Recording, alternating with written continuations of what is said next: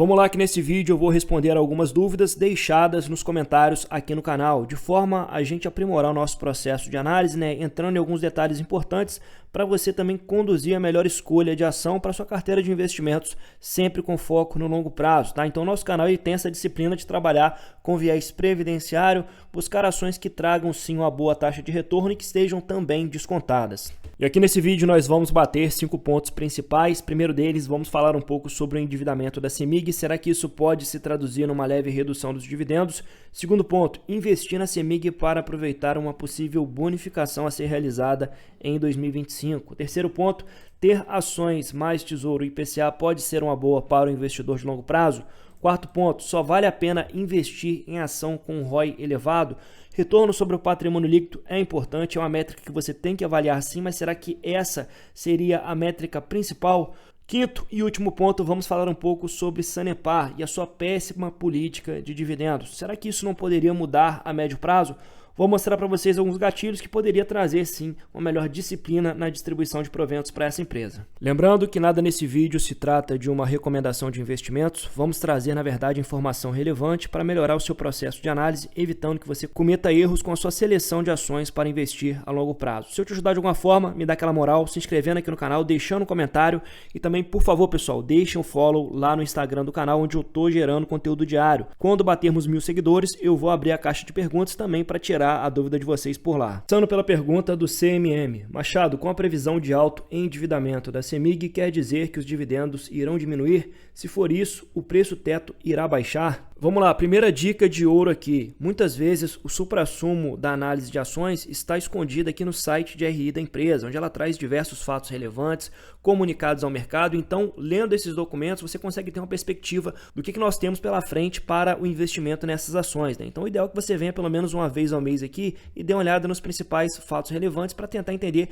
como a empresa vem se movimentando. Vejam que no final do ano de 2024, a própria CEMIG já informou que vai passar por um ciclo forte, bem pesado de investimentos nos próximos 5 anos, já que aqui nós temos um montante superior a 39 bilhões de reais para serem investidos entre os anos de 2025 até o ano de 2029, E vejam que mais da metade dessa cifra vai ser justamente direcionada para o setor de distribuição de energia. Então aqui nós temos duas informações importantes. A primeira delas é que a alavancagem vai crescer bastante nos próximos 5 anos. A segunda é que a empresa vem se movimentando para dar maior prioridade para o segmento de distribuição, que é um bom segmento, mas é um segmento também com margens um pouco menores. Percebam que em 2024, só no segmento de distribuição foram investidos 4,4 bilhões de reais, enquanto no segmento de geração apenas 248 milhões, no segmento de transmissão apenas 310 milhões e no segmento de distribuição de gás um total de 358 milhões de reais. É claro que o segmento de distribuição naturalmente demanda muito mais investimentos, mas ainda assim a gente percebe a empresa tentando imprimir maior qualidade nos seus ativos e também preservar esses ativos a longo prazo. Percebam que do ano passado para esse ano, houve um forte crescimento nas despesas financeiras da companhia, saindo de 466 milhões para 680 milhões, enquanto as receitas financeiras saíram de 368 milhões para apenas 284 milhões. Isso fez com que o saldo negativo do resultado financeiro crescesse 304%. Pessoal, essa é uma alavancagem extremamente tranquila ainda para o setor elétrico. Estamos falando hoje de uma empresa que trabalha com dívida líquida sobre EBITDA em 1,3 vezes, enquanto nós temos várias empresas aí com 2,5, a própria Taesa 4 vezes dívida líquida sobre EBITDA. Então a CEMIG tem sim muito espaço para se alavancar nos próximos anos e cumprir o guidance do seu projeto de investimentos. Porém, tem que entender que conforme esse endividamento for crescendo, nós teremos sim uma leve retração no lucro líquido provavelmente. Agora 2 pontos de atenção importantes aqui. Vejam que o cronograma de vencimento da dívida é bem alongado, a maior parte da dívida vai vencer depois de 2030 e hoje o custo da dívida ele é abaixo da taxa básica de juros. Então, enquanto nós temos Selic em 14,25% ao ano, hoje o custo nominal da dívida da CEMIG é de 12% ao ano e o custo real é de apenas 6,7%, ou seja, é 6,7% acima da inflação do período. Pessoal, agora vejam como uma Selic elevada penaliza bastante o resultado final da empresa, ou seja, o lucro líquido. Vejam que o custo da dívida foi oscilando nos últimos anos e como nós tínhamos uma Selic bem tranquila em 2019 e 2020, o custo da dívida era um custo extremamente baixo, né? Então nós tínhamos um custo real de apenas 1,8%. Então aqui abre um espaço muito maior para um lucro líquido crescente. Entretanto, conforme o aperto monetário foi acontecendo, a empresa vem apresentando um custo da sua dívida um pouco mais elevado, né? Mas ainda bem abaixo da taxa básica de juros. Então sim, nós teremos um custo mais elevado dessa dívida nos próximos anos, já que a alavancagem deve crescer um pouco. Isso pode morder um pouco daquilo que seria lucro líquido, mas o histórico de alocação de capital joga a favor da CEMIG, né? Então a CEMIG entregou um excelente retorno nos últimos anos, então com certeza a empresa vai estar contratando dívida a um custo barato para investir nas suas operações e gerar no longo prazo um crescimento dos seus lucros. O setor de utility funciona assim, né? Um setor de alto capex, tem que estar investindo o tempo todo para manter não só a qualidade dos ativos, mas também as operações redondas. Mas isso volta para o investidor através da valorização das ações e também um maior dividendo, já que as receitas são reajustadas pelos índices inflacionários. Agora que nós temos a pergunta do Flávio, vale a pena comprar um pouco de CEMIG para aproveitar uma possível bonificação? Mesmo pegando um preço não tão dentro da margem, com possível bonificação poderia baixar o yield on cost. Então realmente nos últimos anos a CEMIG tem feito grandes bonificações. Vejam que em 2022 ela fez uma bonificação de 30% e em 2024 mais uma bonificação de 30%. Eu sei que muitos investidores consideram a bonificação praticamente irrelevante no curto prazo, mas no longo prazo ela cria sim um impacto bem significativo no seu acúmulo patrimonial. Vejam que nesse estudo do investimento de R$100 mil na CEMIG lá em 2009, o carrego da ação, o reinvestimento dos proventos, houve um impacto bem significativo das bonificações aqui, né? Então, até o ano de 2022, esse investidor tinha acumulado 43.500 ações. Com a bonificação de 30%, ele passa para 56 mil ações. E em 2024, com a bonificação de mais 30%, ele passa para 91 mil ações. Então, aqui o investidor ele vai acumulando o número de ações a longo prazo e isso vai se refletir também num forte crescimento da sua renda passiva. Porém, você não deve investir em ações guiado apenas pelas bonificações, né? A bonificação é um bônus adicional e secundário que você recebe ao ficar comprado durante muitos anos em uma empresa.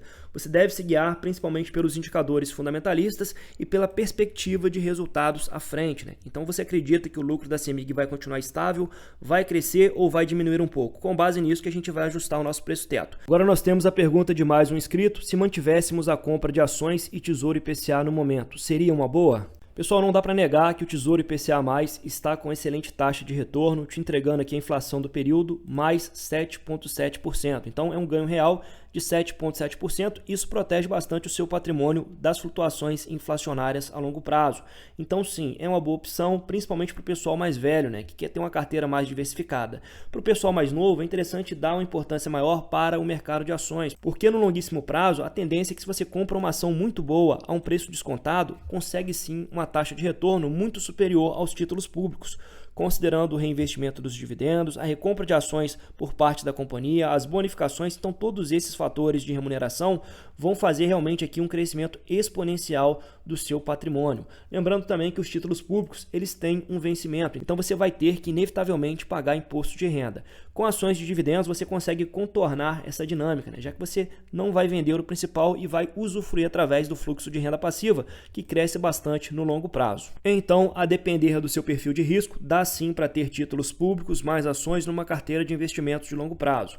Mas, atualmente, eu tenho priorizado o investimento em ações porque eu acredito que esse fluxo de renda vai ter um impacto gigantesco no meu padrão de vida daqui a alguns anos. Agora que nós temos um ótimo posicionamento de um canal cujo nome é As 20 Mais Baratas. Ele fala: ótimo vídeo, mas não tenho nenhuma delas. Por mais que esteja com P sobre VP baixo, mas não estão com lucros agradáveis. Só invisto nas ações baratas e lucrativas, pelo método de Joel Greenblatt. O Joel diz que o que faz uma ação barata é exatamente os seus lucros ascendentes sobre o seu patrimônio líquido e investimentos. Entre essas informações no vídeo, a mais barata é a Unifique, situada no ranking na posição de 29ª entre 192 ações que se posicionam no método. Vamos lá, pessoal. Atualmente existe uma vertente de investidores que dá um peso muito maior para os indicadores quantitativos de um ativo, né? Então eles olham muito aqui as métricas, o valuation, os indicadores fundamentalistas e é claro que o ROI elevado é sim muito importante para a saúde financeira de um negócio. Então normalmente empresas líderes de mercado conseguem manter um ROI bem acima da média. A gente tem um exemplo lá do Itaú que entrega o maior ROI entre os 4 grandes bancos, e aqui no setor elétrico nós temos a ENGIE entregando um ROI de 34,85%.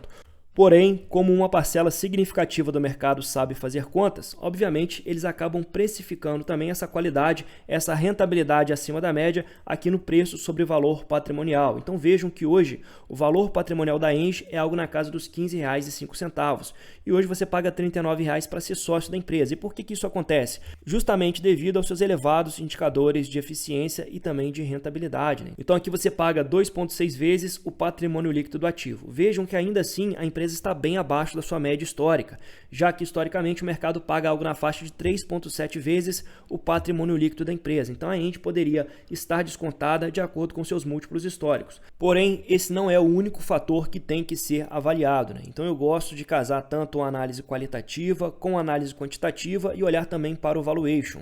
Vejam que historicamente a ISA Energia sempre teve um ROI inferior à Engie e ela superou em muito a rentabilidade da Engie nos últimos 10 anos. Então aqui nós temos o retorno total gerado ao acionista desde o ano de 2002 até o final do ano de 2024, ou seja, 22 anos de retorno total gerado ao acionista, ou seja, reinvestindo os dividendos na ação.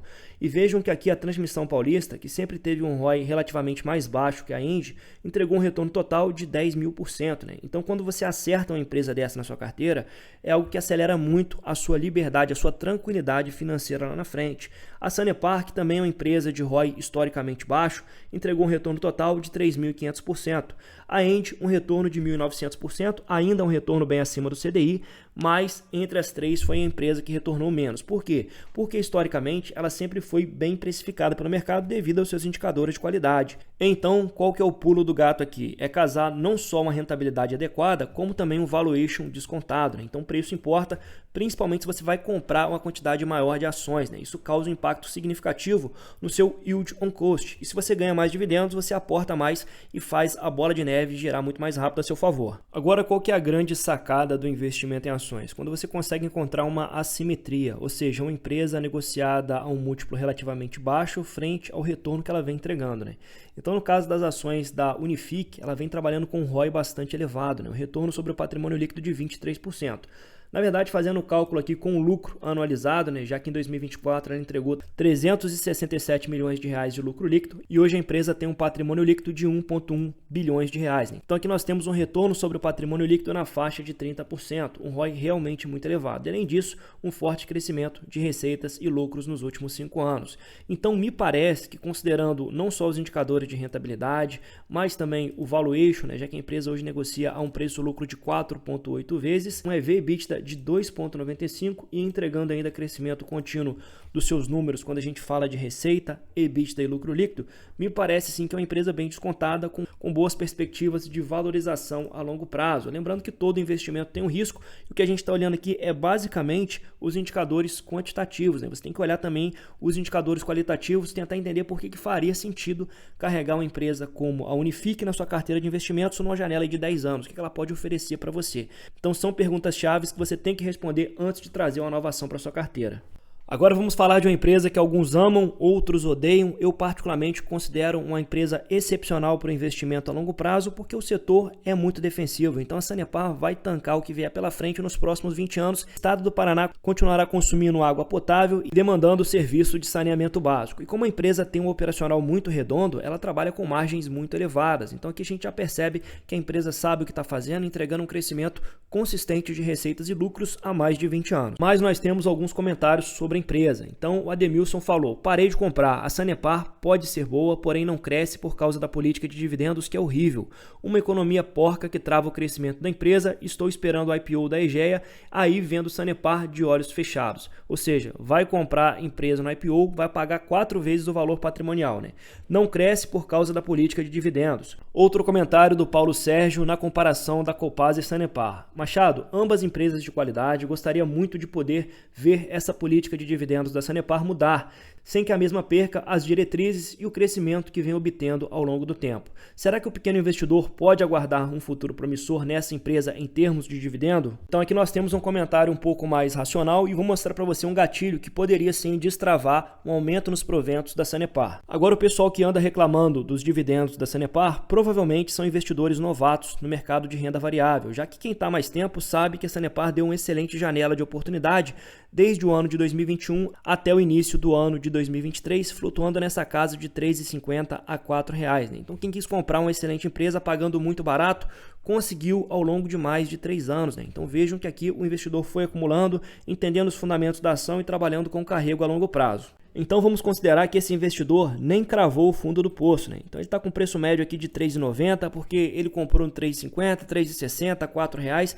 e fechou esse preço médio de R$ 3,90. Sendo que nos últimos 12 meses a empresa distribuiu 31 centavos por ação em proventos, que não é um dividendo espetacular, mas para quem comprou barato está recebendo aqui um yield de Mas para quem comprou barato, está com um yield on cost de praticamente 8%, que é um dividendo interessante para uma empresa que continua apresentando crescimento de receitas e lucros. Temos o mínimo do payout, né? A empresa está repassando apenas 31% do lucro líquido na forma de proventos, e o que poderia destravar um excelente dividendo a longo prazo, talvez um possível processo de privatização, né? Então a empresa se transforma em modelo corporation e vai ter uma política de proventos mais adequada aos investidores, tanto os investidores institucionais quanto os pequenos investidores. A gente viu esse ano a Eletrobras revisando a sua política de dividendos, pagando trimestralmente, fazendo um repasse interessante sim do seu lucro líquido regulatório.